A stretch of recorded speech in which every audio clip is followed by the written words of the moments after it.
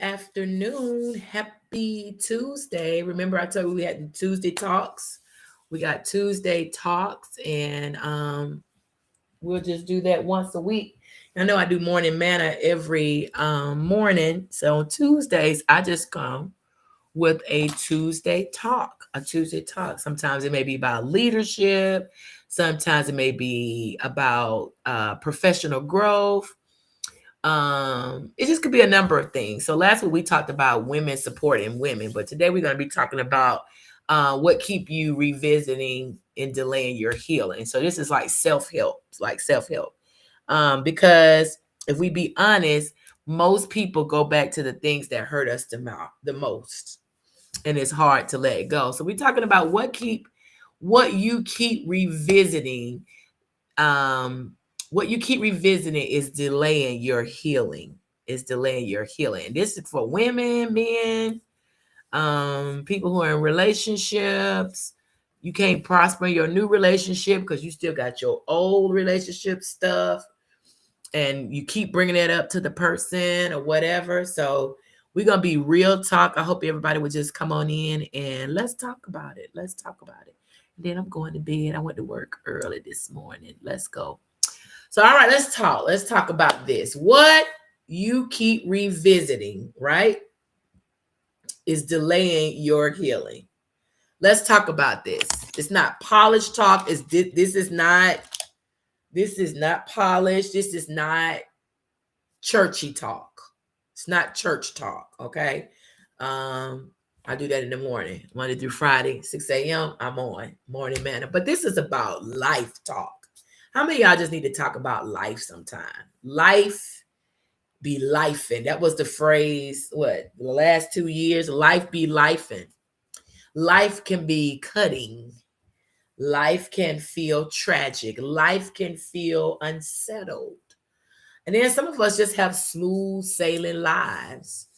And if you do, let me know what the recipe that is, because I don't have a smooth sailing life. I don't know about you and how no one has any drama or things that keep them, whatever. But we're talking today. This is a Tuesday talk, and we want honesty. We want you to comment, um, share, if you want to, just how you know you feeling. So if your life all together, then it's not the talk for you. But if you keep going back to what is delaying, if you keep revisiting stuff if you keep going back to something, it is that has hurt you, it is delaying your healing. So we're gonna talk about that. Like I said, it's not polished talk, it's just talk, it's real life talk. Uh it's life talk, okay? Because if we be honest, healing doesn't always stall because of what happened to us. Healing doesn't stall because, hey, Erica, healing doesn't stall because of what happened to us. It doesn't. Healing doesn't stall because what happened to us. Um, Relationship went bad, divorce came, you lost your job, you got sick, um, you just was hanging with the wrong people, wrong time to be doing that. Healing doesn't always stall because of that, because of what happened to us. Also, sometimes it stalls because of what we keep going back to. And that's the real problem. We keep on picking up what is preventing us from healing. It's just like a smoker. It's just like a smoker who said, I could just do this one more cigarette. And guess what? That one more cigarette turns into a whole pack. And a whole pack turned into 2 packs a day.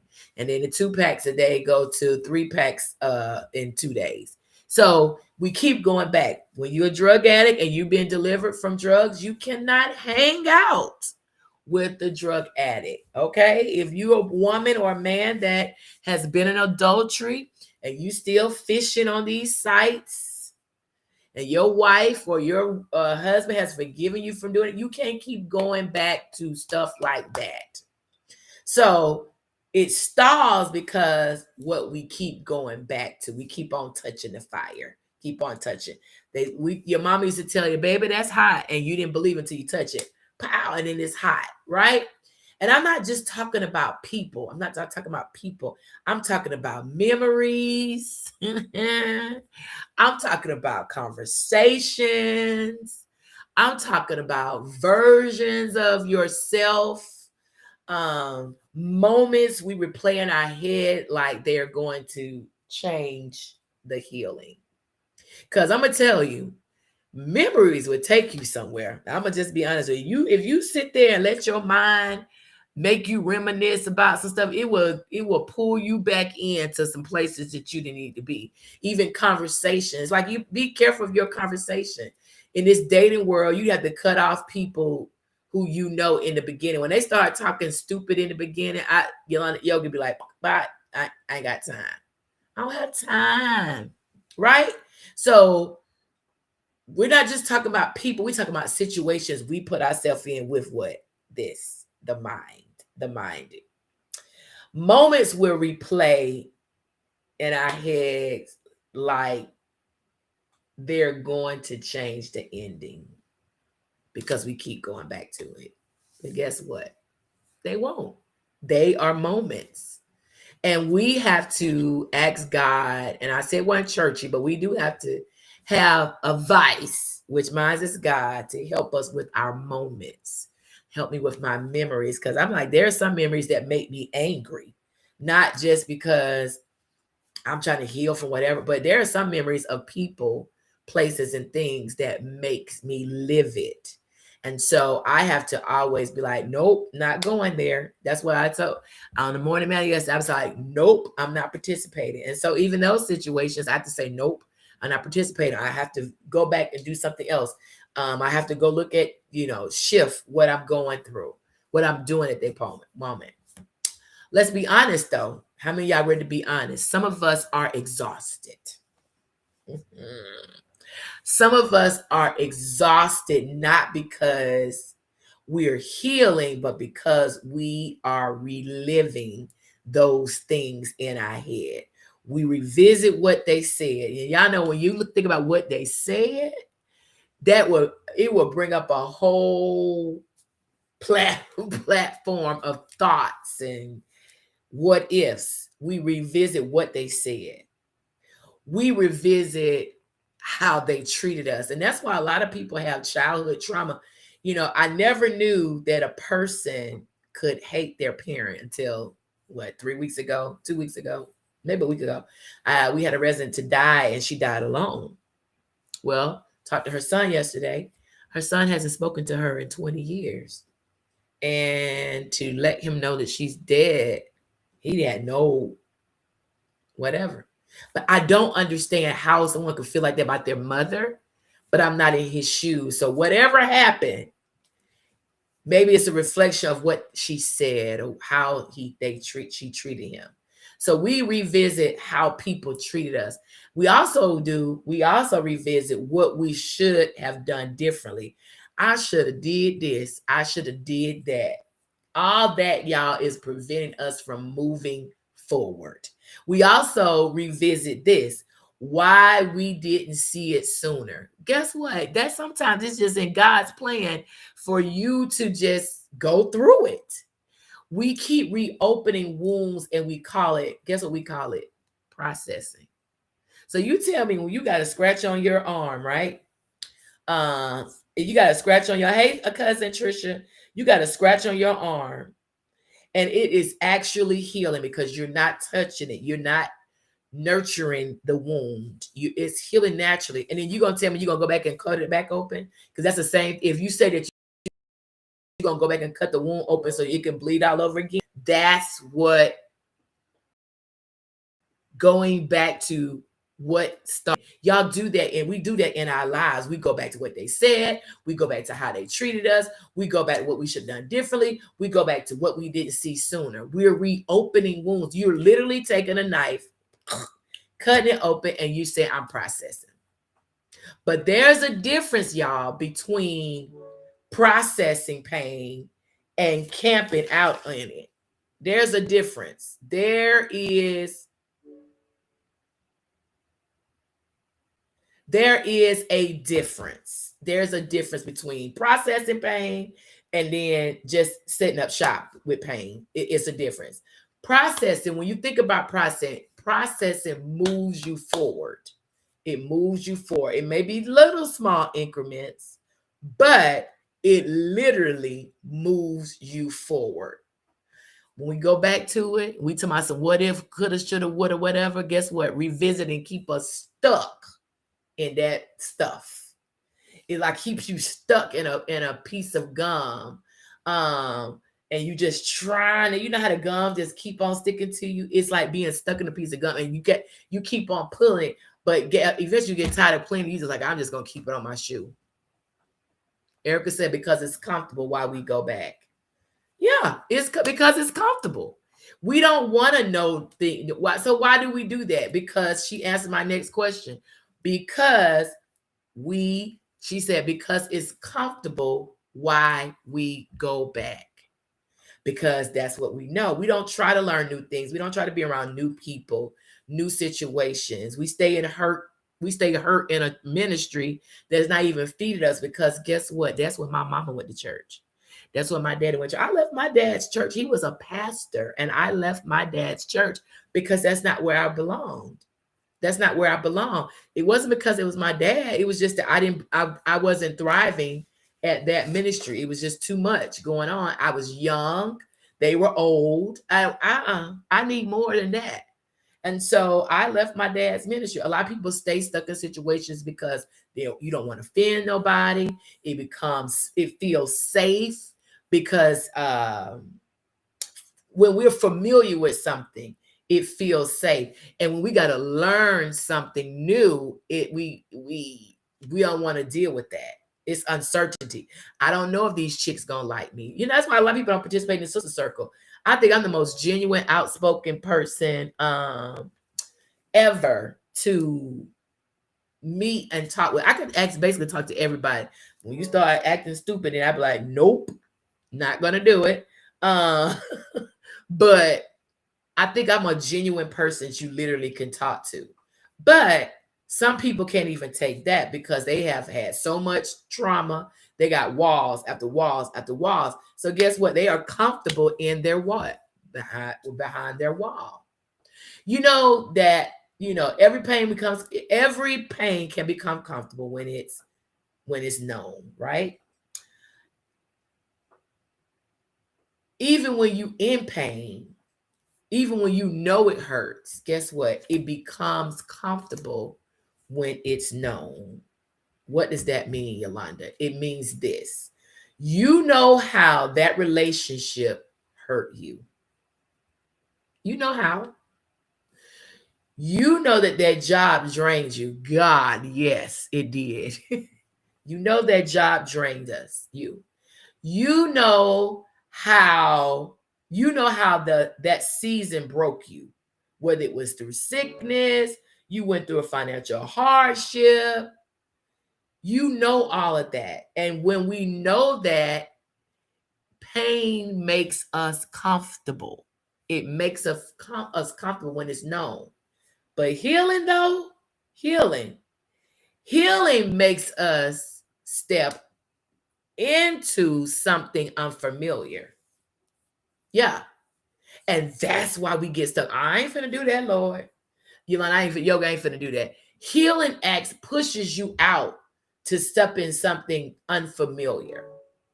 It makes you step into something quiet. It makes you do something without constant emotional stimulation. And for strong people who I consider myself strong, feels quiet feels uncomfortable. Case in point, my new job, right?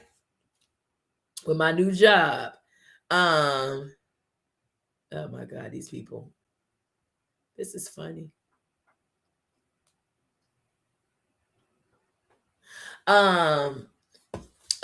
Comfortable people, what I was saying, for strong people, quiet feels uncomfortable. Here's the hard truth.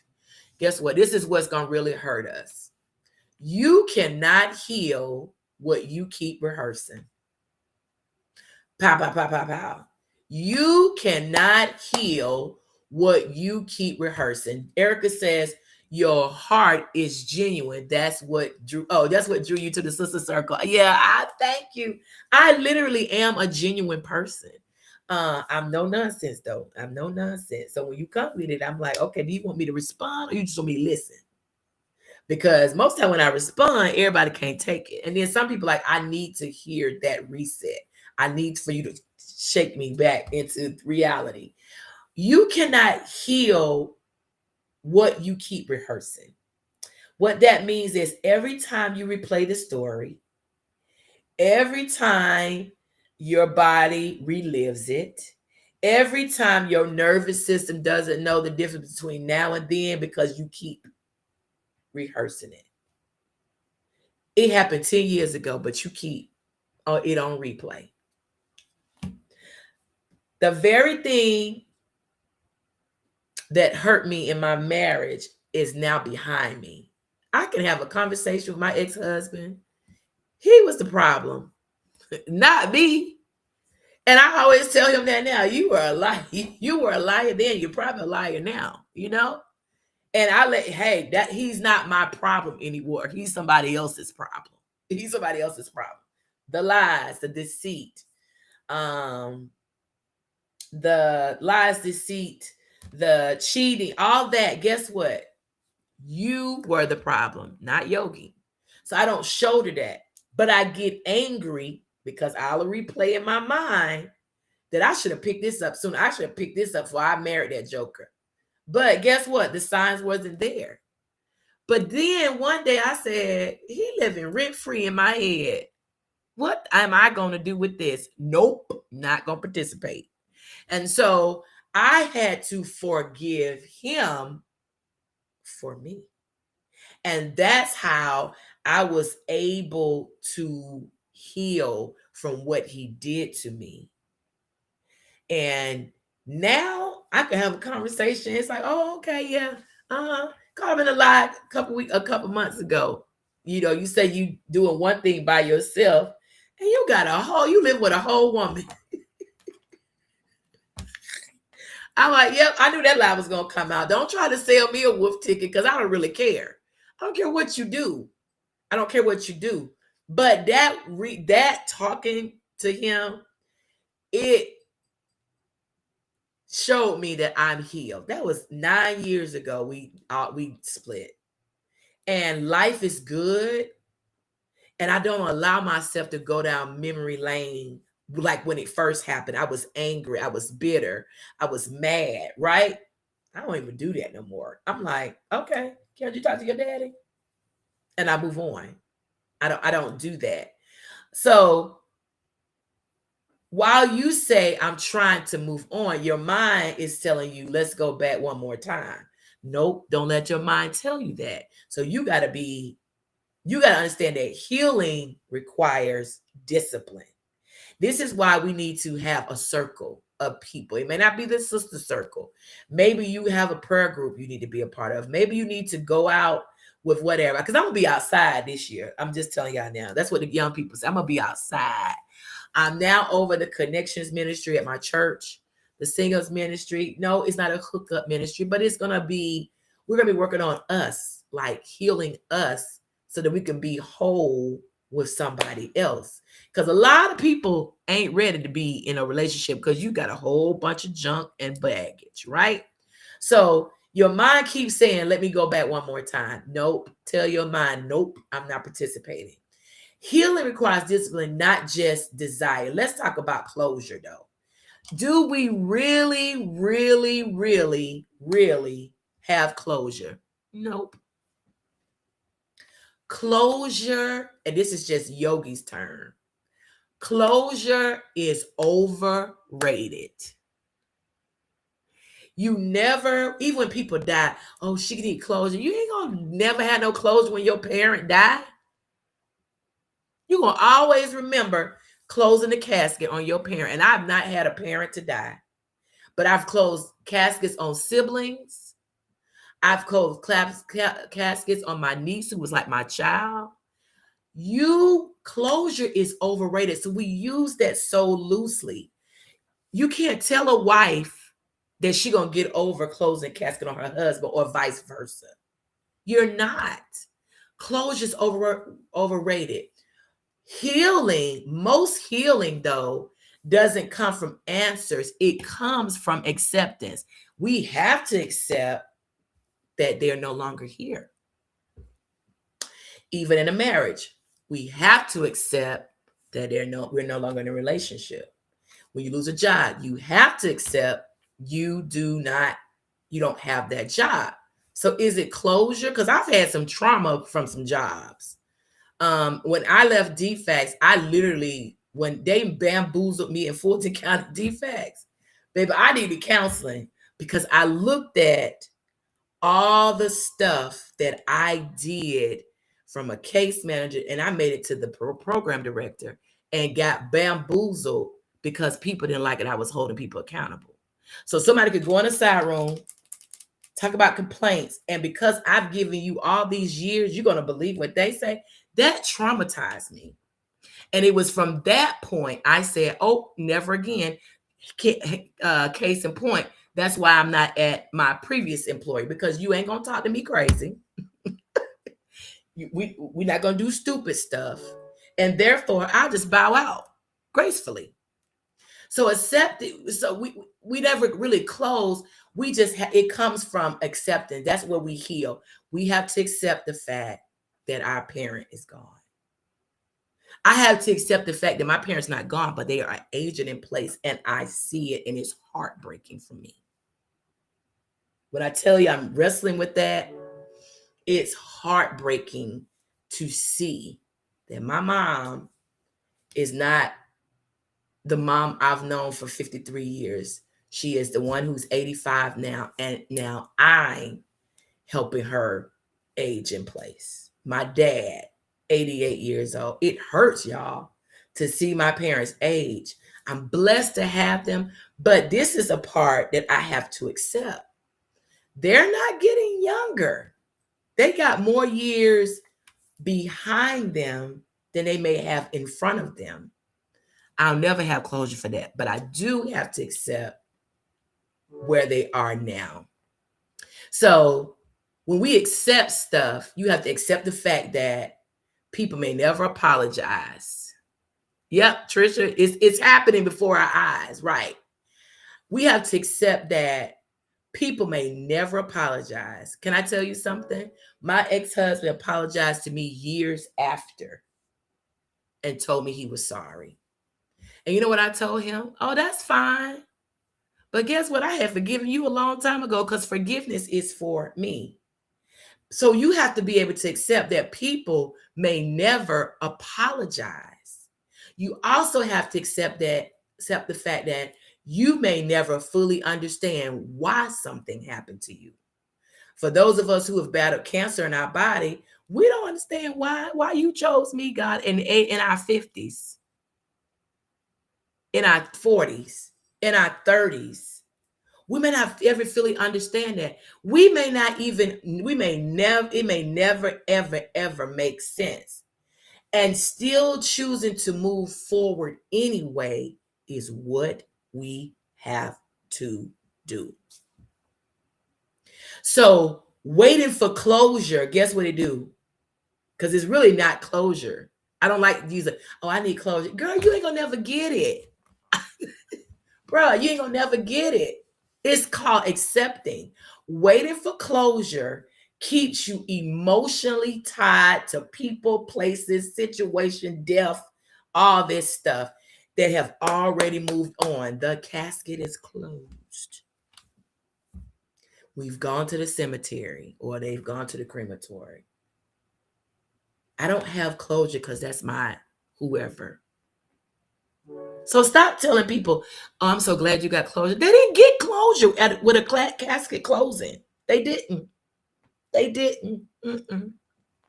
You didn't get closure because of sexual abuse. You didn't get closure because you was physically abused or domestically abused. You didn't get closure because you lost your job.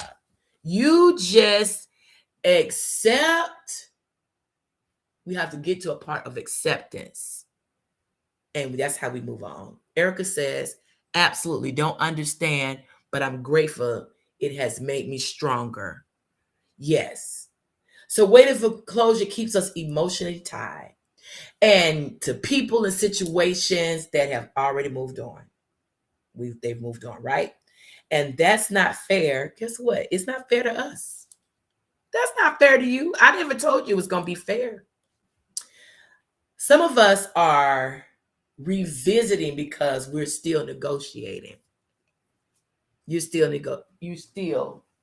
negotiating how you think they're supposed to go. You're negotiating with the past like it's going to compromise. No, it's the past. You negotiate with the past like it's going to compromise. No, guess what? It's the past. If I just understand this better, guess what? It's over. We don't need to understand it better. If I just explain myself one more time, you don't need to. It's the past. If I just get them to see why, it's the past. It's what hurt you. So listen to this. Listen to this. What didn't honor you then, guess what? Will not suddenly honor you now. If they were respectful then, guess what? They're going to be disrespectful now. If they hurt you then, they'll hurt you now. So we never close, but we have to do what? We have to accept what goes on. So healing starts when negotiation ends. So all those what ifs, that's got to be in the past. Push that to the back. Push that to the back. This part matters because if you keep on going to what if and I shoulda, I wish I coulda, da da da da. Letting go doesn't mean that it didn't matter. Letting go doesn't mean that you didn't love deeply. Letting go don't even mean that you were not hurt. It doesn't mean that. It means you are choosing yourself now. This is my favorite motto. My complete sentence is a no. If it's going to upset me, if it's going to make me come out of character, if it's going to keep me in a tizzy, my no is a complete sentence. That's some of the things that you all need to participate. And another thing I say, nope, I'm not participating. I cut people off real good, real fast. If it's going to affect my well-being, my mind, I'm losing sleep over, not doing that. I'm choosing myself. I hope y'all point to yourself and say, I'm choosing myself now. This is why we have these Tuesday talks. I'm choosing myself. You're choosing peace over familiarity. You're choosing growth over nostalgia. Growth over nostalgia. You're choosing freedom over explanation. I don't explain nothing to nobody about what I do for me. I don't have to. And yes, letting go can feel like grief. Letting go is grief because you're just not releasing what happened. You are releasing what you hoped it would become. You're releasing that. That's what you're releasing.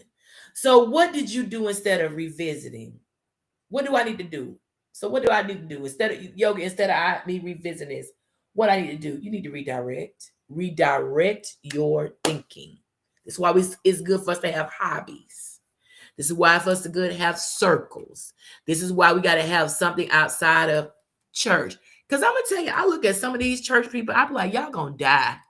If you you are so tied to church, the physical church, that you don't even have church on the inside. We know y'all go to every conference, you at every meeting, you got your vestments on, you can do this, and because you can dance 15 minutes at the church, that's your life. Baby, you need a life outside of church. I'm sorry. I had to come to that point. I was that one. always in church, always at this workers meeting, this convocation. Oh, let me pay for Ames. Let me go to women's conference. Yoga don't even do none of that. And listen, I love my church because we out of church before 11 o'clock, and I'll be back at home in the bed by 11:30. Because the church, let me tap on this screen right quick. Hello? Hello?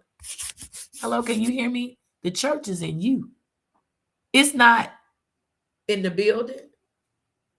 The church is in you. So when y'all jumping for I used to do that. I was at every whatever. I don't do that no more. So I got off on a tangent. But anyway, when we give up stuff, we get a chance to move on. When memory shows up, this is how we're going to move on. When memory shows up in your mind to keep you from healing, don't argue with it. Don't cuss it out. Don't argue with it. Just acknowledge it, and then you move. Acknowledge it, and then you move. Yep, that hurt. And I'm not living there anymore. Nope, I'm not going to participate. You replace rumination with intention. Some of us got to be intentional. I'm going to give y'all a couple things that I had to do to heal from divorce. Number one, I had to have a prayer life. Now I'm talking about yogi. I had to have a prayer life. When my niece died, I had to have a prayer life. That may not be your story, but it was mine. What is your? Guess what? I had to replace rumination with intention. So guess what? I had to have a prayer life. Second thing I was doing, and I shared this the other day when I was on Morning Manna, I literally journal. This is a journal book. This is a journal book. This is a journal book. I even got them pocket size. This is a journal book. I'm checking. Y'all can't see. Let me see. This is a journal book. I got journal books all over. Then sometimes, guess what? I have to just read. And I just have to read. There's so much. I got journal books all over the place. So I had to be intentional to journaling. What are you doing? Nothing I had to do. I had to get involved. Like I told y'all this year, I'm going to be outside. I'm going to travel. I didn't go traveling last year because I was sick. I started getting sick in 2024, sick all of 25. Baby, I'm going out of country somewhere this year. And if you want to go with me, I'm going for my birthday somewhere. I'm not listening. You just need to book you a ticket and let's just go have fun. Stop saying what you can't do. Let me tell you another thing I do now. I rest. That's what I'm saying. I'm not going to 15 services in a day. I'm not staying at jobs like that. I just did this last gig. I just left. I'm at work 7, 8 o'clock at night because I care about people, but my VP didn't. He was a fool. Okay. He was a fool. So I had to move, rest. I go to sleep. And most importantly, y'all need to set some boundaries. Some of us have too much access to us to tell you what to do, that always keep you running, that you, the mama, the sister, the brother, the auntie, the grandma. I have boundaries. Remember what I said. My no is a complete sentence. And I don't have a problem saying no. I don't want to come to your stuff. I don't want to do this. No, Yoga going to sit at the house today. And I don't have no problem. I sit right here and content at my house in my recliner or in my bed with the remote. I'm content, or I'm reading a book. Like I just need to order the book that Pastor was telling us about. Healing isn't dramatic, though. It's not dramatic. It's repetitive. Healing is not dramatic. It's repetitive. Let me say this clearly. You don't close the past anymore. You don't owe the past any more energy. Stop giving it energy. Stop giving it life. Giving it life. You don't owe the past any more energy. Not another replay, not another explanation, not another emotional investment. What's ahead of you requires your full presence and undivided attention. Can't move forward looking in a rearview mirror. Tell me how many of y'all drive like this. And then I'll be at your funeral. What you want me to sing? If you all are driving full speed ahead, looking behind you, I don't want to ride with you. Mm-mm. You cannot build a healed future while constantly waiting on an unhealed past. Do you really want to move forward? That's the first question you have to ask yourself. Do I really want to be healed, or I'm gonna keep on talking about this past? So make up your mind today in this Tuesday talk. I need to be healed. I need to let that stuff behind me go. So today, ask yourself this, gently though, and honestly. What am I revisiting that God already helped me survive? Right there. Look, get you a journal book and start journaling. The first question you to ask, what am I revisiting that God already helped me survive? And then the other part of that is, and am I willing to release it? Am I willing to release it? Not because it didn't matter, but because I need to release it. Are you willing to release it? That's the start of your healing. Because healing doesn't mean forgetting. Not telling y'all that. Healing doesn't mean forgetting. It means living free. It means living free. And it means not living there anymore. So make up your mind. Stop revisiting things that's preventing your healing. Hey, I'm glad y'all joined me today. Next Tuesday, tell me a topic y'all want me to talk about. Send me a text. Yoga, can you talk about this? I don't consider myself to be an expert on anything. I give my view on things, and I share. Like I said, it may be a leadership question. It may be life talks like this, like today. It may be something that just help women. It may be just something for you to share. But let me know what you want to talk about, and I'll come on and talk about it. Y'all know I used to do it all the time, but now I'm back feeling myself. I can do it now. So guess what? That's your Tuesday talk time. I want y'all to sit with it, be healed, be delivered, and be self-free. Be kind to yourself, and let's keep moving forward. I love you guys. See y'all next Tuesday.